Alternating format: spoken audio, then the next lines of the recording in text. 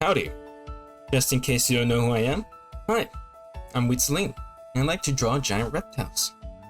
I've only ever played Monster Hunter World, Iceborne, Rise, Sunbreak, and a little bit of GU, but I've become obsessed with the series ever since.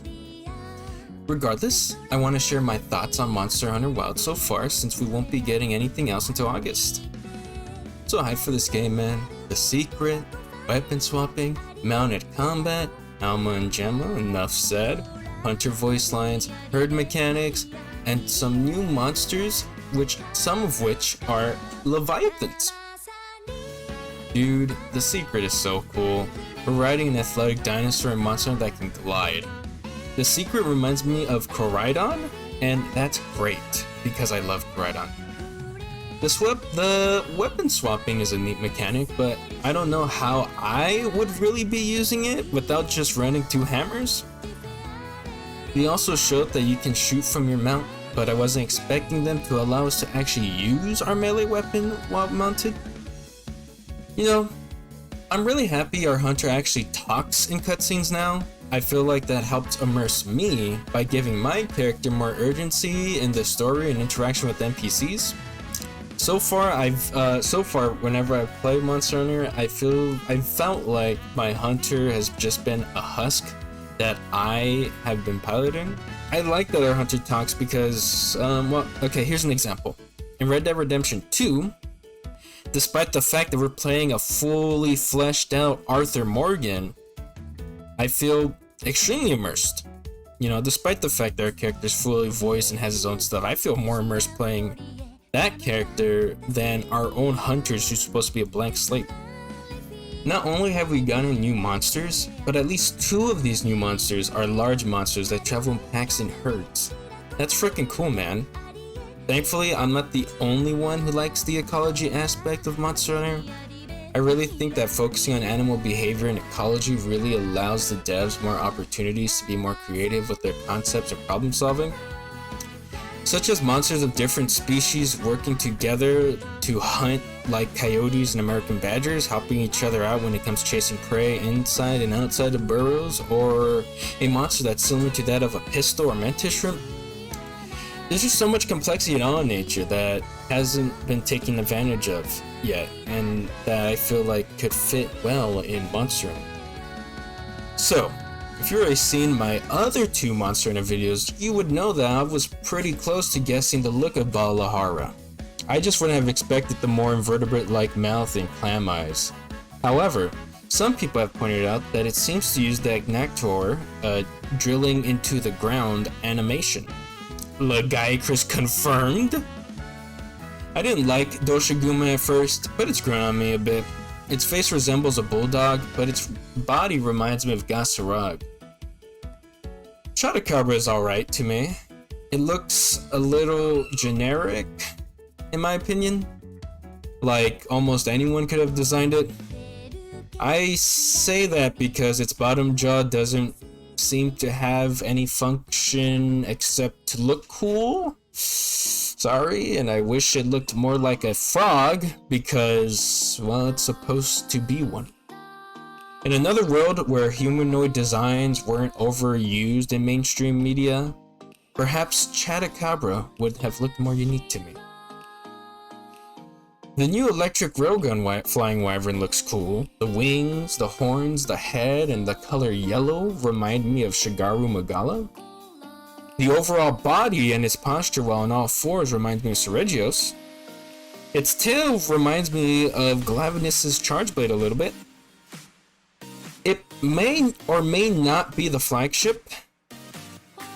During Summer Game Fest, Ryozo Sugimoto did say that it's an important monster in the game. It may not be the only flagship, similar to that of like the Fated 4. Did you notice that multiple monsters can partake in a turf war at the same time? The possibility of turf wars are insane. I feel like they were kind of undercooked in Road and Rise, but that's understandable since those were the first time they were implemented in the series. Oh my god, dude, look Oh my, this clash thing right here, you see right here? That's so freaking cool. Gosh, I'm so hard trying not to curse. Just so fun, it's just so cool. I wonder what it would look like with different weapons, even like, maybe it's different for each weapon, or maybe it's the same, I don't know, maybe hopefully with the hammer, we'll just bonk the shit out of it. Crossplay, dude! Finally, we can play with anyone on any platforms. Thank goodness. Okay. Now, I have a wish list for the game that I want to share with you guys. Number 1, easy underwater combat. Like, it would also be very epic to see all of the 3U monsters with a fresh new gen look. There's a small chance that the lock-on feature we've seen in the trailer could help us with underwater combat. Plus, there are so many interesting real-life animals that live underwater that I feel like it's a disservice to not have underwater exploration and monsters in the game. My friend Luigi Gascal wants an extremely game-defining feature. I want to be able to rizz up the NPCs. Oh, okay. I want to get laid. Okay. Anyways, I would like to see the follower system from Rise and Sunbreak. It gives us more chances to interact and learn more about the NPCs, and I like that. A village building system would be cool. I'm stealing this idea from HeyJ. When I first started playing Road, I expected in my mind that like a Devil Joe would start to terrorize a village and we would have to stop it. But that never happened. Maybe in this game the village was destroyed by a large monster or outer dragons since it's in ruins. But as you progress through the game helping NPCs, you notice that the village is repairing little by little. Maybe even becomes greater than it was. We do get a short snippet of an NPC saying that a Doshaguma got into their village, so here's hoping. Sexy armor for men. Capcom is getting better at giving the female hunters bokeh armor, like the male hunters. I also want to see similar armor for the male hunters, like the female hunters have. You know, just let my male hunter wear something a little skimpy. You know? Maybe some customizable movesets that aren't too wacky. You know. Make decorations and charms both craftable. Need I say more? Layered armor should be available as soon as high rank. Okay, I get it. I get it. Wearing clown armor in low rank, but come on, man. I don't want to be wearing that in high rank. I don't mind slap-on designs coming back as long as they have a complete design at the end of the tree. As an Unga Bunga main, I'd love the counter back. The one that we see in Rise, or the one that we use in Rise, but I'm not sure how they would implement it in a World style game. I love the layered weapon system in Sunbreak. Keep it like that for every monster in the game going forward. It was very frustrating wanting to change the look of my weapon every time in Iceborne. I have an idea for mobility in Monster Hunter games, but I think I'll save that for a separate video, especially because I like the ideas of Seikret so far. One of my friends suggested that if you break the wings of a monster that's flying, they should fly less. I like this idea. Okay, these are monsters that I'd like to see return. I already said all of the 3U underwater monsters earlier. Zamtrios would be cool to see underwater too. Keep Chameleos because he's precious, but leave out Kushala and Teostro, please. Namia would be pretty cool to see underwater. We could also get a proper fight in which the area turns dark and all we see is the bioluminescence on its body like we've seen in its cutscene. The Fated 4, but maybe it's just DLC. I want to see Gammoth for sure, especially because the new maps look so big and open. Who's to say that an ice map isn't going to be big and open? Seregios, because I don't like its fight very much in Sunbreak. Also, bring back the weapon gimmick with rolling rolling to sharpen the weapon. The underrated goat, Fulgur Anjaneth. It deserves its own cutscene, please. I know we saw Basic Ghost twice already, but his invader gimmick in World was very good and very memorable. I would like to see him again, but properly implemented, unlike Rise.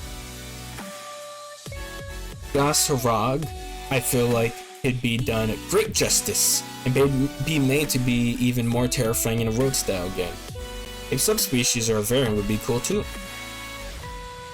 Instead of Diablos again, we could replace it with Monoblos. Plus, Monoblos's nasal horn could work like a lightning rod.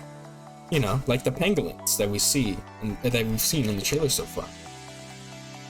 I love to see Agnactor in Monster Hunter Wilds. He's a very cool lava leviathan. Not you, Magmadron.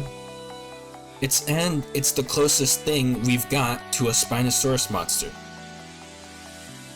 I would like to see another snake wyvern, but with no limbs, like a proper snake this time. And finally, a proper sprawling reptile skeleton animations like lizards and crocodilians, not with a barrel chest and 4 limbs longer than the back limbs. Well, that's what I originally said, but perhaps the Leviathan skeleton could fill that niche.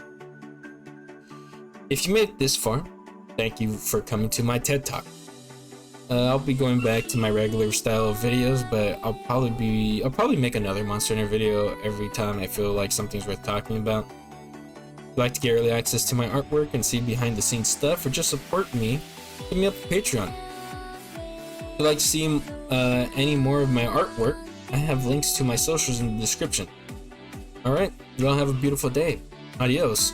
Bye!